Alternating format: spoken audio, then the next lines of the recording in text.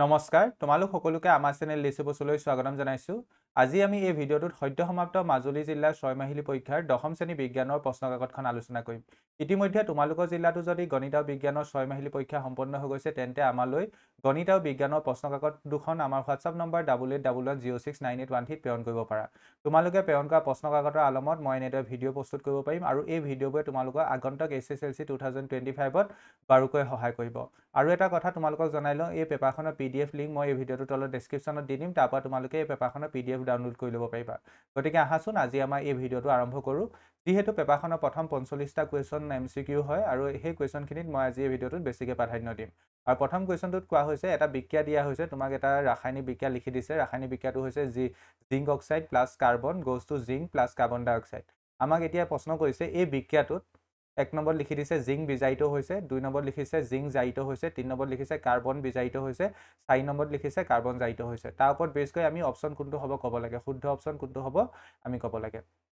এতিয়া যদি আমি বিক্ৰিয়াটো ভালকৈ চাওঁ ইয়াত দেখিম যে জিংক অক্সাইড আমাৰ জিংক অক্সাইডে বিক্ৰিয়াটোত অক্সিজেন হেৰুৱাইছে জিংক অক্সাইডে বিক্ৰিয়াটোত কি কৰিছে অক্সিজেন হেৰুৱাই সি জিংকলৈ বিজাৰিত হৈছে কোনো এটা বস্তুৱে বা কোনো এটা পদাৰ্থই যদি এটা ৰাসায়নিক বিক্ৰিয়াত অক্সিজেন হেৰুৱাই তাক বিজাৰণ হোৱা বুলি কওঁ গতিকে আমি ক'ব পাৰিম জিংক অক্সাইড জিংকলৈ বিজাৰিত হৈছে ঠিক একেদৰে কাৰ্বনে বিক্ৰিয়াটোত অক্সিজেন লাভ কৰিছে গতিকে আমি ক'ব পাৰিম কাৰ্বনে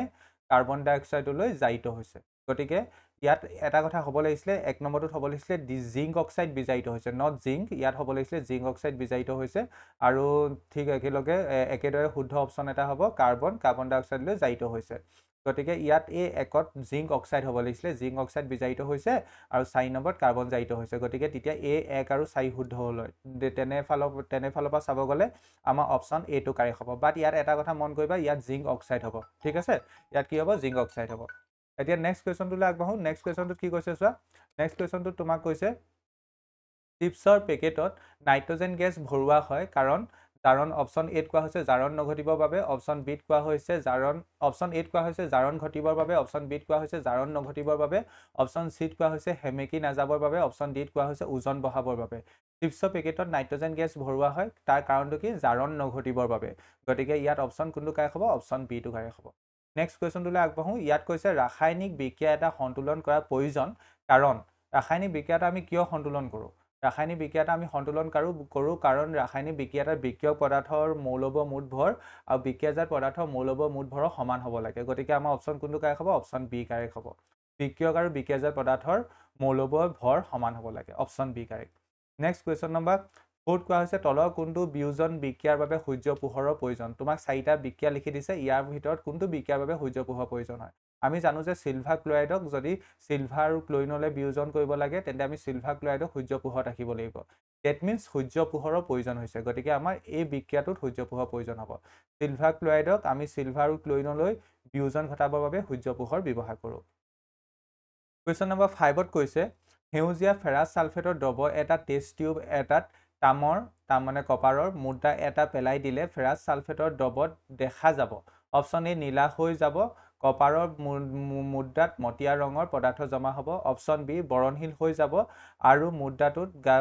গাত মটিয়া পদাৰ্থ জমা হ'ব অপচন চি বৰণহীন হ'ব আৰু ৰঙচুৱা মুগা পদাৰ্থ মুদ্ৰাটোত জমা হ'ব অপচন ডি সেউজীয়া হৈ পৰিব আৰু মুদ্ৰাটোত কোনো পৰিৱৰ্তন দেখা নাযাব ইয়াত কি কোৱা হৈছে কুৱেশ্যনটো আকৌ এবাৰ পঢ়া সেউজীয়া ফেৰাছ সালফেটৰ দ্ৰৱ এটাত থকা টেষ্ট টিউব এটাত কপাৰৰ মুদ্ৰা এটা পেলাই দিছে কি কৈছে এটা টেষ্ট টিউবত তোমাৰ সেউজীয়া ফেৰাছ সালফেটৰ দ্ৰৱ আছে তাত তোমাৰ কপাৰৰ মুদ্ৰা এটা পেলাই দিছে তাৰ ফলত আমাৰ কি হ'ব ফেৰাছ সালফেটৰ দ্ৰৱটো ৰঙৰ পৰিৱৰ্তন নহয় সি সেউজীয়া হৈ থাকিব আৰু মুদ্ৰাটোতো কোনো পৰিৱৰ্তন নহয় গতিকে ইয়াত যিহেতু বিক্ৰিয়া সম্পন্ন নহয় অপসৰণ বিক্ৰিয়া সম্পন্ন নহয় গতিকে কোনো পৰিৱৰ্তন নহয় বুলি ক'ব পাৰিবা গতিকে ইয়াত অপচন ডি টো কাৰেক্ট হ'ব কুৱেশ্যন নম্বৰ 6ত কোৱা হৈছে তলৰ কোনটো তাপবৰ্জী বিক্ৰিয়া আমি জানো যে কয়লাৰ দহন এক প্ৰকাৰ তাপবৰ্জী বিক্ৰিয়া ইয়াত কয়লাৰ দহনটো কোনটো বিক্ৰিয়া দ্বাৰা বুজোৱা হৈছে অপচন বিত থকা বিক্ৰিয়াটোৰ দ্বাৰা কয়লাৰ দহনক নিৰ্দেশ কৰিছে কাৰণ কয়লাক আমি চি সংকেতৰ দ্বাৰা ডিনোট কৰিব পাৰোঁ আৰু দহন কৰিছে মানে ইয়াত অক্সিজেন যোগ কৰিছে গতিকে তাৰ ফলত কাৰ্বন ডাই অক্সাইড উৎপন্ন হৈছে অপচন বি কাৰেক্ট এইটো এটা তাপবৰ্জী বিক্ৰিয়া মানে কি আছিলে যিবোৰ বিক্ৰিয়াত তাপ উৎপন্ন হয় তেনেবোৰ বিক্ৰিয়াক আমি তাপবৰ্জী বিক্ৰিয়া বুলি কওঁ এতিয়া 7 নম্বৰ কুৱেশ্যনটোত কোৱা হৈছে লৌ ক্ষয় ৰোধ কৰিবলৈ প্ৰয়োগ কৰা হয় লৌ ক্ষয় ৰোধ কৰিবলৈ আমি ৰং কৰিব পাৰোঁ ঠিক একেদৰে গিজ আনিব পাৰোঁ ঠিক একেদৰে ক্ৰমপ্লেটিং কৰিব পাৰোঁ ঠিক একেদৰে দস্তা লেপন কৰিব পাৰোঁ গতিকে আমাৰ 1 2 3 4 গোটেইকেইটাই শুদ্ধ হ'ব গতিকে option C correct question number 8ত কোৱা হৈছে কপাৰ আৰু অক্সিজেনৰ মাজৰ ৰাসায়নিক বিক্ৰিয়াক অন্তৰ্ভুক্ত কৰা হয় কপাৰে যদি অক্সিজেনৰ লগত বিক্ৰিয়া কৰে তেন্তে কি উৎপন্ন হ'ব কপাৰে যদি অক্সিজেনৰ লগত বিক্ৰিয়া কৰে তেন্তে কি উৎপন্ন হ'ব কপাৰ মানে CO আৰু অক্সিজেন মানে O2 বিক্ৰিয়া কৰিলে কি উৎপন্ন হ'ব কপাৰ অক্সাইড উৎপন্ন হ'ব হয়নে নহয় গতিকে আমি ক'ব পাৰিম এইটো এটা কি বিক্ৰিয়া হ'ব সংযোজন বিক্ৰিয়া এইটো এটা কি বিক্ৰিয়া হ'ব সংযোজন বিক্ৰিয়া গতিকে option C correct next 9 number কুৱেশ্যনত কোৱা হৈছে জিংকৰ টুকুৰাৰে সৈতে লঘু সালফিউৰিক এচিডৰ বিক্ৰিয়া হ'লে হাইড্ৰজেন গেছ উৎপন্ন হয় এইটো সাব্যস্ত কৰিব পৰা যায় উৎপন্ন হোৱা গেছটো ওচৰত অপচন এ জ্বলি থকা শিখা নুমাই যায় অপচন বি জ্বলি থকা শিখা বেছিকৈ জ্বলে অপচন চি জ্বলি থকা শিখা শব্দ কৰি জ্বলি যায় অপচন ডি শিখাৰ কোনো পৰিৱৰ্তন নহয় জিংকৰ টুকুৰাৰ সৈতে আমি যদি লঘু সালফিউৰিক এচিডৰ বিক্ৰিয়া কৰা তেন্তে তাত এটা গেছ উৎপন্ন হ'ব সেই গেছটো যে আমাৰ হাইড্ৰজেন গেছ হয় সেইটো আমি কেনেকৈ পৰীক্ষা কৰোঁ সেই গেছটো ওচৰলে বা তাত যিবোৰ বুৰবুৰণি সৃষ্টি হয় বুৰবুৰণিৰ ওচৰলে আমি এডাল যদি শিখা আনো সেই শিখাডাল ফটফট শব্দ কৰি ফুটি উঠিব ডেট মিনছ আমাৰ কোনটো কাৰেক্ট হ'ব অপচন চিটো কাৰেক্ট হ'ব জ্বলি থকা শিখা শব্দ কৰি জ্বলি যায় অপচন চি কাৰেক্ট 10 নম্বৰ কুৱেশ্যনত কোৱা হৈছে প্ৰশমন বিক্ৰিয়াত অপচন এ এচিডে ক্ষাৰকৰ ক্ষাৰকীয় গুণ নাশ কৰে এইটো বাৰু হয় ঠিক একেদৰে ক্ষাৰকে অম্লৰ আম্লিক গুণ নাশ কৰে এইটোও হয় অপচন চিত কোৱা হৈছে এচিডে ক্ষাৰকৰ ক্ষাৰকীয় গুণ নাশ কৰে আৰু ক্ষাৰকে এচিডৰ আম্লিক গুণ নাশ কৰে অপচন ডিত কোৱা হৈছে অম্ল বা ক্ষাৰকৰ গুণ সলনি নহয় ইয়াত আমাৰ মোষ্ট একুৰেট কোনটো হ'ব অপচন চি হ'ব এচিডে ক্ষাৰকৰ ক্ষাৰকীয় গুণ নাশ কৰে ঠিক একেদৰে ক্ষাৰকে এচিডৰ আম্লিক গুণ নাশ কৰে 10 নম্বৰটো অপচন চি কাৰেক্ট 11 নম্বৰ কুৱেশ্যনটোত কোৱা হৈছে কঠিন পানী কোমল কৰিবলৈ ব্যৱহৃত লৱণটো কি option A bleaching powder option B plaster of Paris option C কাপোৰ ধোৱা soda option D baking soda আমি কঠিন পানী কোমল কৰিবলৈ কি ব্যৱহাৰ কৰোঁ কাপোৰ ধোৱা ছ'ডা ব্যৱহাৰ কৰোঁ গতিকে 11 নম্বৰটো কাৰেক্ট অপচন কি হ'ব চি কাপোৰ ধোৱা ছ'ডা নেক্সট 12 নম্বৰ কুৱেশ্যনটোত কোৱা হৈছে মৌমাখিয়ে বিন্ধিলে বিন্ধা স্থানত তুমি কি ব্যৱহাৰ কৰিলে সকাহ পাবা অপচন এ মৃদু এচিড অপচন বি মৃদু ক্ষাৰ অপচন চি তীব্ৰ ক্ষাৰ অপচন ডি তীব্ৰ এচিড যিহেতু মৌমাখিয়ে বিন্ধিলে তাত আমাৰ এচিড সোমাই যায় আৰু তাক হেৰি কৰিবলৈ প্ৰশম কৰিবলৈ আমি কি ব্যৱহাৰ কৰিম মৃদু ক্ষাৰ ব্যৱহাৰ কৰিম গতিকে অপচন বি কাৰেক্ট হ'ব 12 নম্বৰটো অপচন বি কাৰেক্ট 13 নম্বৰটো কোৱা হৈছে তলৰ তথ্যখিনি মিলোৱা আমাক এ বি চি ডি তেনেকৈ 4টা তথ্য দিছে সেই ঠিক একেদৰে এইফালে 1 2 3 4 লিখি দিছে আমি মিলাব লাগে হেনৰি মজলে কি কৰিছিলে পৰমাণু ক্ৰমাংকৰ কথা কৈছিলে আমাক বা পৰমাণু ক্ৰমাংক আৱিষ্কাৰ কৰিছিলে গতিকে 1টো 4 লগত মিলিব ঠিক আছে 1টো কাৰ লগত মিলিব 4 লগত মিলিব ঠিক একেদৰে নিউলেন্সে কি কৰিছিলে নিউলেন্সে আমাৰ অষ্টসূত্ৰ দিছিলে গতিকে বিটো 2 লগত মিলিব ঠিক একেদৰে মেণ্ডেলিফে কি কৰিছিলে পাৰমাণৱিক ভৰ দিছিলে গতিকে চিটো 3 লগত মিলিব ডবাইনাৰে টায়াৰ দিছিলে গতিকে ডিটো 1 লগত মিলিব গতিকে অপচন বি কাৰেক্ট হ'ব 13 নম্বৰটো কাৰেক্ট অপচন কি বি নেক্সট কুৱেশ্যনটোত কোৱা হৈছে মেণ্ডেলিফৰ পৰ্যাবৃত্তৰ তালিকাত সম্ভ্ৰান্ত গেছবোৰক এটা নতুন বৰ্গত ৰখা হৈছিল ইয়াৰ কাৰণ কি তাৰ কাৰণটো হৈছে সম্ভ্ৰান্ত গেছবোৰ অতিশয় নিষ্ক্ৰিয় এইটো হ'ব ঠিক একেদৰে বায়ুমণ্ডলত ই নিচেই কম পৰিমাণে থাকে এইটো হ'ব গতিকে 1 আৰু 2 শুদ্ধ উত্তৰ হ'ব 1 আৰু 2 ক'ত আছে 1 আৰু 2 আমাৰ অপচন 8 আছে 1 আৰু 2 ক'ত আছে অপচন 8 আছে গতিকে 14 নম্বৰটো কাৰেক্ট অপচন কি হ'ব এ হ'ব ঠিক একেদৰে 15 নম্বৰটোত কোৱা হৈছে মেণ্ডেলিফে কোনকেইটা মৌল সম্পৰ্কে ভৱিষ্যতবাণী কৰিছিল মানে কোনকেইটা মৌল আৱিষ্কাৰ হোৱাৰ পূৰ্বে তেওঁৰ তালিকাখনত ঠাই থৈ গৈছিল কোনকেইটা মৌল আছিলে বাৰু মনত পেলোৱাচোন স্কেণ্ডিয়াম আছিলে গেলিয়াম আছিলে আৰু জাৰ্মেনিয়াম আছিলে গতিকে 1 3 4 সেইটো থকা অপচন কোনটো অপচন বি স্কেণ্ডিয়াম গেলিয়াম আৰু জাৰ্মেনিয়ামৰ কাৰণে মেণ্ডেলিফে তেওঁৰ তালিকাখনত খালী ঠাই থৈ গৈছিল গতিকে অপচন বি কাৰেক্ট হ'ব 16 নম্বৰ কুৱেশ্যনটোত কোৱা হৈছে বৰ্গ এটাত ওপৰৰ পৰা তললৈ গ'লে পাৰমাণৱিক আকাৰ বাঢ়ে ইয়াৰ কাৰণ কি অপচন এত কোৱা হৈছে বৰ্গ এটাত তললৈ গ'লে নতুন কক্ষ এটা আৰম্ভ হয় অপচন বিত কোৱা হৈছে ইলেক্ট্ৰন ত্যাগ কৰে অপচন চিত কোৱা হৈছে নিউক্লিয়াৰ আধান কমে অপচন ডিত কোৱা হৈছে ইলেক্ট্ৰন লাভ কৰে আমাৰ বৰ্গ এটাত ওপৰৰ পৰা তললৈ গ'লে পাৰমাণৱিক আকাৰ বাঢ়ে ইয়াৰ এক্সাক্ট এক্সপ্লেনেশ্যনটো কি কাৰণ বৰ্গ এটাত ওপৰৰ পৰা তললৈ গ'লে আমাৰ এটা কক্ষ বাঢ়ি গৈ থাকে গতিকে অপচন 16 নম্বৰটোত অপচন এ কাৰেক্ট হ'ব নেক্সট 17 নম্বৰ কুৱেশ্যনলৈ আগবাঢ়ো ইয়াত কোৱা হৈছে এইটো বেছিকেলি এছাৰছন ৰিজনিং টাইপৰ কুৱেশ্যন হয় ইয়াত উক্তিটোত কোৱা হৈছে মানুহৰ পাকস্থলীত হাইড্ৰক্লৰিক এচিড নিৰ্গমন হয় এইটো একদম শুদ্ধ ঠিক একেদৰে যুক্তিটোত কোৱা হৈছে আম্লিক মাধ্যমতহে পেপচিন অধিক কাৰ্যক্ষম হয় এইটো শুদ্ধ এতিয়া চোৱা আমাৰ মানুহৰ পাকস্থলীত কি থাকে এচিড উৎপন্ন হয় বা এচিড কিয় উৎপন্ন হয় কাৰণ মানুহৰ পাকস্থলীত থকা পেপচিনৰ কাৰ্য তীব্ৰতৰ কৰিবৰ বাবে এচিড উৎপন্ন হয় কাৰণ পেপচিন আম্লিক মাধ্যমত বেছি ভালকৈ কাম কৰিব পাৰে গতিকে আমি ইয়াত ক'ব পাৰোঁ উক্তি আৰু যুক্তি দুয়োটাই শুদ্ধ আৰু যুক্তিটোৱে উক্তিটোক এক্সপ্লেইন কৰিব পাৰিছে গতিকে ইয়াত অপচন এটো কাৰেক্ট হ'ব 17 নম্বৰটো অপচন এ কাৰেক্ট নেক্সট 18 নম্বৰটোত কোৱা হৈছে মানুহৰ পাচন তন্ত্ৰত কাৰ্বহাইড্ৰেটৰ পাচন আৰম্ভ হয় অপচন এ পাকস্থলী অপচন বি ক্ষুদ্ৰান্ত অপচন চি মুখগহ্বৰ অপচন ডি বৃহদান্ত মানুহৰ পাচন তন্ত্ৰত কাৰ্বহাইড্ৰেট পাচন আমাৰ মুখগহ্বৰৰ পৰাই আৰম্ভ হয় গতিকে আমাৰ অপচন কোনটো কাৰেক্ট হ'ব চি কাৰেক্ট হ'ব নেক্সট 19 নম্বৰ কুৱেশ্যনত কোৱা হৈছে নেফ্ৰনৰ কাম হ'ল নেফ্ৰনে কি কৰে এতিয়া নেফ্ৰনে আমাৰ বেসিক্যালি পানী পৰিশোধন কৰে ঠিক একেদৰে তেজৰ পৰিস্ৰাৱন কৰে পানী পৰিশোধন আৰু তেজৰ পৰিস্ৰাৱন বা পানী অধিশোধন সৰি আৰু তেজৰ পৰিস্ৰাৱন বা পৰিশোধন গতিকে সি টু কাই হ'ব 1 আৰু 4 নেক্সট 20 নম্বৰ কুৱেশ্যনটোত কোৱা হৈছে ৰাতি ভাগত উদ্ভিদৰ পানী পৰিবহনৰ মুখ্য ভূমিকা লয় অপশন এ বাষ্পমোচন অপশন বি সৰল ভৌতিক ক্ৰিয়া অপশন সি বাষ্পীভৱন অপশন ডি মূল চাপ ৰুট প্ৰেছাৰ ডেট মিন্স মূল চাপে ৰাতি ভাগত উদ্ভিদৰ পানী পৰিবহনত মুখ্য ভূমিকা লয় গতিকে অপশন ডি গাই হ'ব কুৱেশ্যন নম্বৰ 21ত কৈছে মানুহৰ তেজৰ শোধন হয় এইটো অকমান মোৰ মতে ইনকমপ্লিট টাইপৰ কুৱেশ্যন হ'ল কাৰণ মানুহৰ তেজৰ শোধন হয় বুলি ক'লে আমাৰ যদি ইয়াত কিডনি দিলে হয় কিডনিটো মোষ্ট একুৰেট হ'ল হয় বৃক্ক ইয়াত বৃক্ক মোষ্ট একুৰেট হ'ল হয় বাট যদি ইয়াত দিয়া অপশন কেইটাৰ পৰা যদি আমি চাবলৈ যাওঁ তেন্তে হাওঁফাওঁ হ'ব গতিকে হাওঁফাওঁ কিয় হ'ব বুলি ক'ব পাৰি কাৰণ হাওঁফাওঁত অক্সিজেন যোগ হয় মানে অক্সিজেনেটেড হয় তেজখিনি অক্সিজেনেটেড হয় মানে অক্সিজেনযুক্ত হয় গতিকে হেতুকো এক প্ৰকাৰ পৰিশোধন বুলি ক'ব পাৰা গতিকে শোধন হয় আমাৰ ইয়াৰ এইকেইটা অপশনৰ ভিতৰত চাব গ'লে হাওঁফাওঁ এনেকে আমাৰ এক্সাক্ট আনসাৰ কি হ'ব কিডনি হ'ব বা বৃক্ক হ'ব কুৱেশ্যন নম্বৰ 21 এইকেইটা অপশনৰ মতে সি হ'ব নেক্সট কুৱেশ্যন নম্বৰ 22ত কোৱা হৈছে প্ৰান্তীয় স্নায়ুতন্ত্ৰ গঠিত হয় প্ৰান্তীয় স্নায়ুতন্ত্ৰ কৰুটীয় স্নায়ু আৰু স্নায়ুৰজ্জুৰ পৰা ওলোৱা স্নায়ুৰ দ্বাৰা প্ৰান্তীয় স্নায়ুতন্ত্ৰ গঠন হয় গতিকে অপশন সি কাই হ'ব কুৱেশ্যন নম্বৰ 23ত কোৱা হৈছে তুমি চাইকেল চলাই যোৱা ক্ৰিয়াটো কোনে নিয়ন্ত্ৰণ কৰে অপশন এ চেৰিব্ৰামে অপশন বি চেৰিবেলামে অপশন সি স্নায়ুৰজ্জুৱে অপশন ডি কৰুটীয় স্নায়ুৱে চাইকেল চলাই যোৱা ক্ৰিয়াটো কোনে নিয়ন্ত্ৰণ কৰে চেৰিবেলামে নিয়ন্ত্ৰণ কৰে অপশন বি কাই হ'ব 24ত কৈছে ডিম্বকৰ দিশে পৰাগ নলিকাৰ গতি হ'ল ডিম্বকৰ দিশে পৰাগ নলিকাৰ গতি আমাৰ কেম্পটোপিজিমৰ উদাহৰণ কেম্পটোপিজিম এতিয়া ইংলিছ পেপাৰখনত চাচোন কেম্পটোপিজিম অপশন এত আছে কেম্পটোপিজিম মানে অসমীয়াত ক'লে ৰসায়নোভেদ গতিকে অপশন এ কাই হ'ব নেক্সট কুৱেশ্যনটোত কোৱা হৈছে উদ্ভিদৰ বৃদ্ধিত বাধা দিয়া হৰমনবিধ কি উদ্ভিদৰ বৃদ্ধিত বাধা দিয়া হৰমনবিধৰ নাম হৈছে এপচাইচিছ এচিড গতিকে অপশন ডি কাই হ'ব কুৱেশ্যন নম্বৰ 26ত কোৱা হৈছে ইনচুলিন হৰমনৰ অভাৱ হ'লে কি হয় ইনচুলিন হৰমনৰ অভাৱ হ'লে তেজত গ্লুকোজৰ পৰিমাণ বাঢ়ি যায় গতিকে অপশন এ কাই হ'ব কুৱেশ্যন নম্বৰ 27ত কোৱা হৈছে প্ৰজাতি গঠনত ভূমিকা নলয় প্ৰজাতি গঠনত কোনে ভূমিকা নলয় অংগৰ ব্যৱহাৰ আৰু অব্যৱহাৰ এইটোৱে ভূমিকা নলয় ঠিক একেদৰে খাদ্যৰ অভাৱ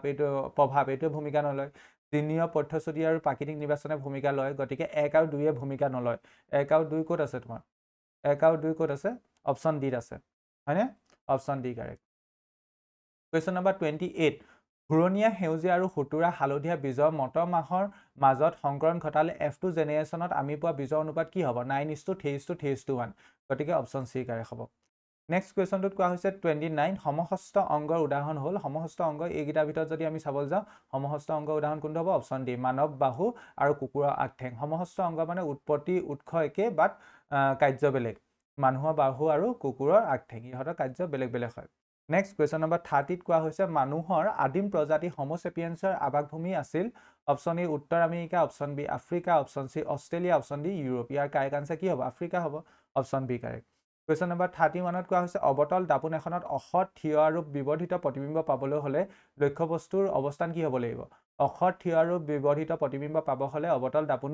দাপোনৰ সন্মুখত আমি লক্ষ্যবস্তুটো মেৰু আৰু ফকাছৰ মাজত ৰাখিব লাগিব গতিকে অপশন চি কাৰেক্ট হ'ব পি আৰু এফৰ মাজত ৰাখিব লাগিব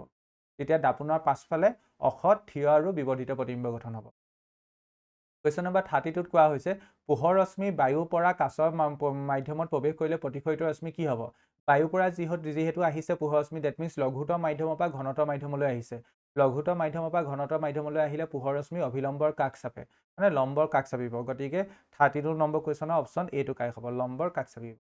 নেক্সট 33 নম্বৰ কুৱেশ্যনত কোৱা হৈছে আমি গাড়ীৰ পাছলৈ চোৱা দাপোন হিচাপে উত্তল দাপোন ব্যৱহাৰ কৰাৰ কাৰণ হ'ল অপশন এ সমান প্ৰতিবিম্ব পাওঁ অপশন বি অসৎ প্ৰতিবিম্ব পাওঁ অপশন চি দৃষ্টিক্ষেত্ৰ বহল অপশন ডি ডাঙৰ প্ৰতিবিম্ব পাওঁ ইয়াৰ কাৰণটো কি হ'ব দৃষ্টিক্ষেত্ৰ বহল গাড়ীৰ পাছলৈ চোৱা দাপোন হিচাপে উত্তল দাপোন ব্যৱহাৰ কৰা হয় কাৰণ ই সৰুকৈ হ'লেও প্ৰতিবিম্ব গঠন কৰে থিয়কৈ প্ৰতিবিম্ব গঠন কৰে আৰু দৃষ্টিক্ষেত্ৰ বহল হয় গতিকে অপশন চি টো কাৰেক্ট নেক্সট কুৱেশ্যনলৈ আগবাঢ়িম এতিয়া কুৱেশ্যন নম্বৰ 34ত কোৱা হৈছে চকু চিকিৎসক এজনে +2 ডায়োপ্টাৰ ক্ষমতাৰ লেন্স এখনৰ বিধান দিছে +2 ডায়োপ্টাৰ মানে কি লেন্সখন কেনেকুৱা হ'ব কনভেক্স হ'ব ডেট মিন্স উত্তল লেন্স হ'ব আৰু লেন্সখন কি হ'ব উত্তল লেন্স হ'ব আৰু ফকাছ দৈৰ্ঘ্য কি হ'ব ফকাছ দৈৰ্ঘ্যৰ কাৰণে আমি ফৰ্মুলা কি ইউজ কৰিব পাৰোঁ p = 1/f that means you can write f = 1/p এতিয়া p ভ্যালু কিমান বহাবা 2 গতিকে 1/2 মানে 0.5 গতিকে ফকাছ দৈৰ্ঘ্য 0.5 মিটাৰ হ'ব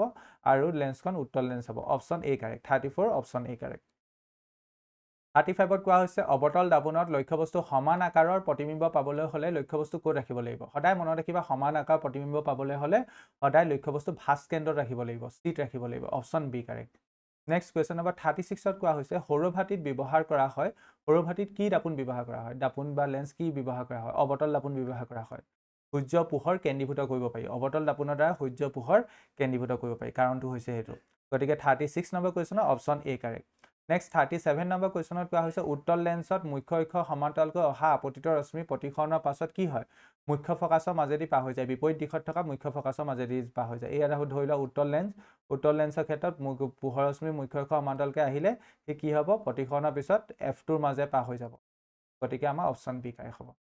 37 নম্বৰ কুৱেশ্যনৰ অপশ্যন বি কাৰেক্ট নেক্সট কুৱেশ্যনটোত কৈছে চকুৰ প্ৰতিবিম্ব গঠন হোৱা অংশ হ'ল অক্ষিপট বা ৰেটিনা অসমীয়াত ক'লে অক্ষিপট ইংলিছত ক'লে retina option A correct next 39 number কুৱেশ্যনত কোৱা হৈছে চকুৰ গঠন হোৱা প্ৰতিবিম্ব হ'ল আমাৰ চকুত গঠন হোৱা প্ৰতিবিম্ব মানে ৰেটিনাত গঠন হোৱা প্ৰতিবিম্ব হট আৰু ওলোটা হয় option A correct question number 40ত কোৱা হৈছে চকুৰ উপযোজন ক্ষমতাৰ নিয়ন্ত্ৰণ কৰা অংশটো হ'ল চিলিয়াৰী পেশীয়ে চকুৰ উপযোজন ক্ষমতা নিয়ন্ত্ৰণ কৰে 40 নম্বৰ কুৱেশ্যনৰ অপশ্যন এ কাৰেক্ট 41 নম্বৰ কুৱেশ্যনত কোৱা হৈছে মায়োপিয়া ক্ষেত্ৰত আমাৰ কি হয় চকুৰ লেন্সৰ ফকাছ দৈৰ্ঘ্য যথেষ্ট বৃদ্ধি হয় এইটো নহয় ঠিক একেদৰে নেক্সটটো কৈছে উপযুক্ত ক্ষমতা উত্তল লেন্স ব্যৱহাৰ কৰি প্ৰতিক্ৰিয়া কৰিব পাৰি এইটো হয় ঠিক একেদৰে উপযুক্ত ক্ষমতা অৱতল লেন্স ব্যৱহাৰ কৰি এইটো প্ৰতিক্ৰিয়া কৰিব পাৰি এইটো নহয় দূৰৰ বস্তুৰ প্ৰতিবিম্বৰ ৰেটিনাত গঠন নকৰি ৰেটিনাৰ কিছু সন্মুখত গঠন কৰে এইটো হয় গতিকে 3 আৰু 4 শুদ্ধ 3 আৰু 4 ক'ত আছে 2 আৰু 4 শুদ্ধ 2 আৰু 4 ক'ত আছে অপশ্যন চিত আছে গতিকে 41ৰ অপশ্যন চি কাৰেক্ট নেক্সট কুৱেশ্যনটোত কোৱা হৈছে অগ্ৰিম সূৰ্যোদয় আৰু পলম সূৰ্যাস্তৰ কাৰণ হ'ল অপশ্যন এ প্ৰতিফলন অপশ্যন বি প্ৰতিসৰণ অপশ্যন চি আভ্যন্তৰীণ প্ৰতিফলন অপশ্যন ডি বিস্ফোৰণ ইয়াৰ কাৰণ হ'ব প্ৰতিসৰণ অগ্ৰিম সূৰ্যোদয় আৰু পলম সূৰ্যাস্তৰ মেইন কাৰণ কি প্ৰতিসৰণ ৰিফ্লেকশ্যন 43 নম্বৰ কুৱেশ্যনত কোৱা হৈছে তলৰ কোনবিধ অপৰম্পৰাগত শক্তিৰ উৎস আমাৰ সৌৰশক্তি বায়ু শক্তি আদিবোৰক আমি সৌৰশক্তিক আমি অপৰম্পৰাগত শক্তিৰ উৎস বুলি ক'ব পাৰোঁ গতিকে অপশ্যন ডি কাৰেক্ট হ'ব নেক্সট কুৱেশ্যনটোত কোৱা হৈছে জীৱাশ্মজাত ইন্ধন ব্যৱহাৰৰ প্ৰধান সমস্যাটো হৈছে জীৱাশ্মজাত ইন্ধনসমূহ অনবীকৰণযোগ্য শক্তিৰ উৎস ডেট মিনছ এবাৰ ব্যৱহাৰ কৰিলে আকৌ ব্যৱহাৰ কৰিব নোৱাৰি গতিকে এইটোৱে মেইন সমস্যা অপশ্যন ডি কাৰেক্ট হ'ব নেক্সট লাষ্ট কুৱেশ্যন ইয়াত কোৱা হৈছে শক্তি ভাল উৎস হ'ল অপশ্যন এ উচ্চ কেলৰি মানযুক্ত অপশ্যন বি উচ্চ দাম অপশ্যন চি পৰিবহণ ব্যয়বহুল অপশ্যন ডি সহজলভ্য নহয় শক্তি ভাল উৎস হ'ব হ'লে সি উচ্চ কেলৰি মানযুক্ত হ'ব লাগিব ডেট মিনছ 45 নম্বৰ কুৱেশ্যনৰ অপশ্যন এটো কাৰেক্ট তেন্তে এই পেপাৰখনত থকা মই 45টা কুৱেশ্যন সলভ কৰি দিলোঁ আৰু পেপাৰখনৰ বাকী কুৱেশ্যনবোৰ তোমালোকে চাই ল'ব পাৰা পেপাৰখনৰ PDF মই এই ভিডিঅ'টোৰ তলত ডেছক্ৰিপশ্যনত দি দিম তোমালোকে সেই ভিডিঅ'টোৰ তলত ডেছক্ৰিপশ্যনত গৈ তোমালোকে এই পেপাৰখনৰ PDF ডাউনলোড কৰি ল'ব পাৰিবা আৰু পেপাৰখন ইংৰাজী মাধ্যমৰ বাবে বেলেগকৈ আহিছিল অসমীয়া মাধ্যমৰ বাবেও বেলেগকৈ আহিছিল গতিকে দুটা PDF লিংক থাকিব প্ৰথম PDF লিংকটোত তোমালোকে পেপাৰখন আছামিজ মাধ্যমত পাবা আৰু দ্বিতীয় PDF লিংকটোত তোমালোকে পেপাৰখন ইংৰাজী মাধ্যমত পাবা তোমালোকৰ জিলাটো যদি হাফ ইয়াৰলি পৰীক্ষা সম্পন্ন হৈ গৈছে বা যদি 2 এদিনতে সম্পন্ন হ'বলৈ গৈ আছে তেন্তে পৰীক্ষা সম্পন্ন হোৱাৰ পাছত আমালৈ গণিত আৰু বিজ্ঞানৰ প্ৰশ্নকাকত দুখন আমাৰ হোৱাটছআপ নম্বৰ 8811069813 আমাৰ হোৱাটছআপ যোগে PDF আকাৰত প্ৰেৰণ কৰিবা ঠিক আছে PDF আকাৰত প্ৰেৰণ কৰিলে আমাৰ সুবিধা হয় আৰু তোমালোকে প্ৰেৰণ কৰা প্ৰশ্নকাকতৰ আলমত মই এনেদৰে ভিডিঅ' প্ৰস্তুত কৰিব পাৰিম আৰু এই ভিডিঅ'বোৰ তোমালোকৰ আগন্তুক তোমালোকৰ যি বছৰীয়া পৰীক্ষা বা SSLC পৰীক্ষা হ'ব সেই SSLC পৰীক্ষা তোমালোকক বাৰুকৈ সহায় কৰিব আশা কৰিছোঁ তোমালোকে এই ভিডিঅ'বোৰ ভালকৈ ফ'ল' কৰিছা বা ভিডিঅ'বোৰ ভাল পাইছা আৰু ভিডিঅ' সম্বন্ধত কিবা যদি জনাবলগীয়া থাকে বা কিবা যদি মতামত আগবঢ়াবলগীয়া থাকে এই ভিডিঅ'টো কমেণ্ট ছেকশ্যনত তোমালোকে আগবঢ়াব পাৰা আজি ভিডিঅ'টো চোৱাৰ বাবে সকলোকে ধন্যবাদ জনাইছোঁ এটা নতুন ভিডিঅ' তোমালোকৰ লগত পুনৰ দেখা দেখি হ'ম থেংক ইউ